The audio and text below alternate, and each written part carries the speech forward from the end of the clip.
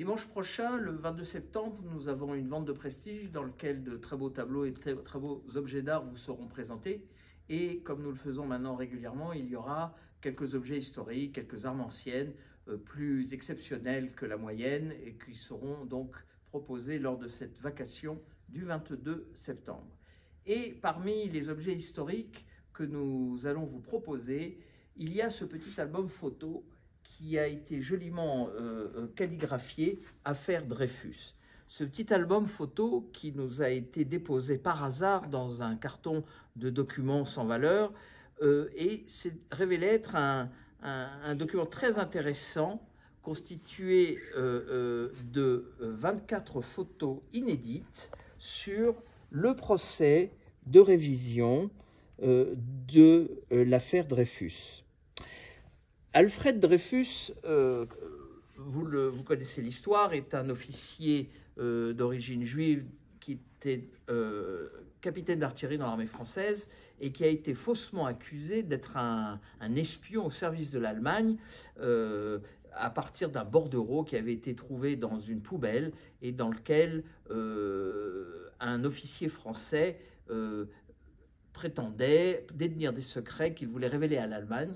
Et ce bordereau était signé D. Et immédiatement, il y a eu une enquête un peu trop rapide, en fait, et on a considéré, les officiers du renseignement ont considéré que c'était Alfred Dreyfus. Alfred Dreyfus a été dégradé en public, vous connaissez l'affaire. Tout ça a été un énorme scandale, des gens ont pris sa défense, d'autres, au contraire, l'ont traité de traître. Bref, il a été condamné comme traître, dégradé, chassé de l'armée et envoyé au bagne très loin, pour précisément l'éloigner le plus du scandale qui se passait en France. Et puis, entre-temps, sa famille a travaillé, a réuni des avocats, réuni de grands intellectuels qui ont trouvé que cette affaire était mal ficelée, bancale, et que ça sentait véritablement à un scandale d'État. Et un homme en particulier, le commandant Picard, en poursuivant l'enquête de l'armée, puisqu'il était officier également des services de renseignement, découvre que finalement ce bordereau est un faux, qu'il a été bricolé et que Alfred Dreyfus probablement est victime d'une injustice et d'une injustice judiciaire. Donc, après moult péripéties, nous n'allons pas revenir dessus, il est décidé d'un procès de révision qui se tiendra à Rennes en août, entre le 7 août et le 9 septembre 1899. Il y a pas mal de documents, c'est un procès qui a fait beaucoup de bruit à l'époque et donc qui était très documenté. Il y avait énormément de journalistes qui avaient l'autorisation de se balader, etc. Et de ce fait, différents albums photos ont été réalisés par un certain nombre de gens et qui sont aujourd'hui détenus dans les collections publiques, notamment les collections des musées de Bretagne, où évidemment se situe Rennes, en Bretagne. Eh bien, ce petit album photo nous montre une série de photos inédites sur le procès de Rennes et plutôt sur les personnes, les protagonistes de ce procès. Il y a une photo d'Alfred Dreyfus, il y a une photo de Madame Dreyfus, de Laborie et Demange, qui étaient ses avocats. Laborie qui sera d'ailleurs blessé, un homme lui tirera dans le dos et le blessera légèrement, heureusement, pendant le procès, alors qu'il se baladait aux alentours du lieu du procès. Il y a le commandant Picard, il y a un certain nombre de grands intellectuels de l'époque, comme je peux vous citer par exemple Maurice Paléologue, Casimir Perier, Jean Jaurès, René Viviani, Gustave Hervé, Maurice Barrès. Certains sont anti-dreyfusards, d'autres sont pro-dreyfusards. Et ils sont venus assister à ce procès de révision, certains pensant que Dreyfus allait être confirmé comme un traître, et d'autres que la vérité allait éclater et que Dreyfus allait être lavé de tout soupçon. Et comme c'est une constante en France, on trouvera une solution médiane où Dreyfus ne sera pas blanchi, mais il sera, on va dire, il ne sera pas vraiment acquitté, mais on annulera les précédentes condamnations les précédentes condamnations qu'il envoyait au bagne à Cayenne, très loin de la France.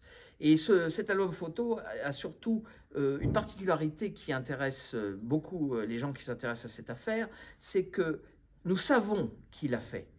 L'homme qui l'a fait a eu l'excellente idée de laisser sa carte pas sa carte de visite, mais son laissez-passer. Un laissez-passer qui est assez amusant, il est inscrit « Laissez passer et pénétrer partout, Monsieur Callard ». Et c'est signé du directeur de la Sûreté et également du préfet Duréo, qui est le préfet de la région. Donc cet homme, je pense personnellement qu'il s'agissait d'un homme de la Sûreté, un policier en quelque sorte, a pris un certain nombre de photos lui-même de sa propre initiative et les a annotées en désignant les personnages, comme ici Laborie, donc l'avocat de Dreyfus sur cette photo, ou le fameux commandant Picard, qui a été, lui, a connu beaucoup de péripéties que vous avez pu voir dans le film de Roman Polanski avec Jean Dujardin dans le rôle éponyme. Voilà, cet album est donc exceptionnel pour ce point-là. Nous savons à qui il appartenait et probablement qui l'a réalisé. Pour rentrer dans l'histoire, il ne le sait pas encore, Monsieur Callard. Et une petite coupure de presse qui se trouve à la fin nous apprend une information très intéressante. Elle est ici, elle n'est pas en très bon état, mais elle est présente. Je vous la montre. C'est une coupure de presse que M. Callard a collée à la dernière page de l'album. Et cette coupure de presse d'un journal très clairement anti-Dreyfusard, car cette coupure de presse désigne Alfred Dreyfus comme le traître Dreyfus.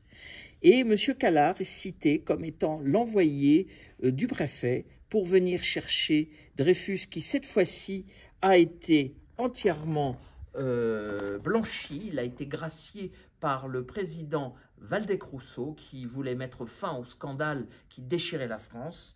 Eh bien, c'est ce monsieur Callard qui ira chercher de nuit Alfred Dreyfus, le fera sortir de la prison de Rennes en catimini, et Alfred Dreyfus était enfin libre. Et c'est ce monsieur Callard qui sera le premier homme à amener Alfred Dreyfus à la liberté. La suite de l'affaire, Alfred Dreyfus sera réintégré à l'armée dans l'armée, et il continuera sa carrière. Il finira, je crois, colonel. Il participera à la Première Guerre mondiale comme officier d'artillerie, et tout le monde essaiera de faire oublier cette affaire qui reste aujourd'hui l'un des grands scandales, je dirais, judiciaires, politico-judiciaires, qui déchira la France au début du XXe siècle.